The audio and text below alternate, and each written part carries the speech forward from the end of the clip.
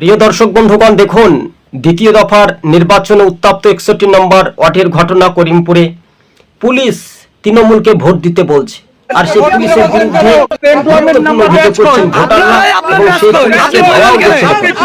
আপনি পুলিশ কেন বলবেন? আপনি কেন ভোট দিতে বলছেন? আপনি কেন বলছেন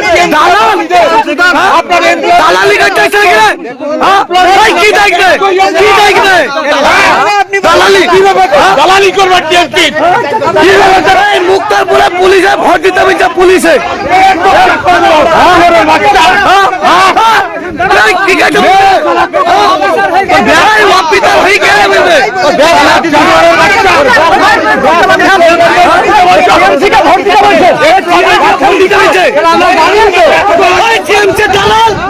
টিএমসি দালাল টিএমসি ভোট দিতে বলছে কেন?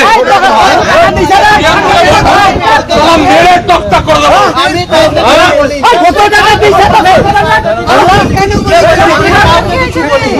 এখানে আপনার কাজ, এখানে কি কাজ?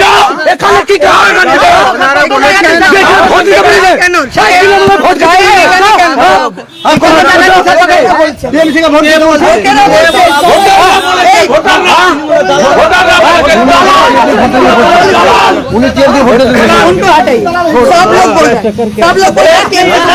এমপ্লয়মেন্ট নাম্বার কোথায়?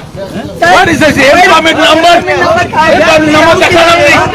সাথী দেখতে চাইছে employment number দেখান। Employment number দেখালাম নেই।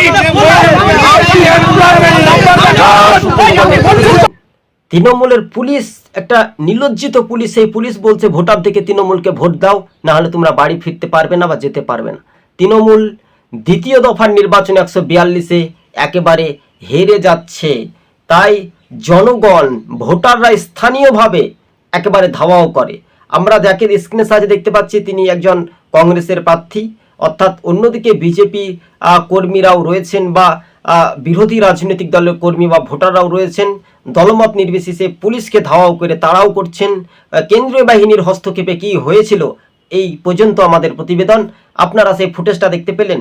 তৃণমূল ক্ষমতা থেকে বিদায়ের ঘন্টা বেজে যাচ্ছে, তাই চোর তৃণমূলের বিদায় শুধু সময়ের অপেক্ষা। 4 তারিখের পর চিত্রটা পরিষ্কার হয়ে যেতে পারে। টিভি সকাল ইউটিউব চ্যানেলটি ভালো লাগলে শেয়ার করে পাশে থাকবেন।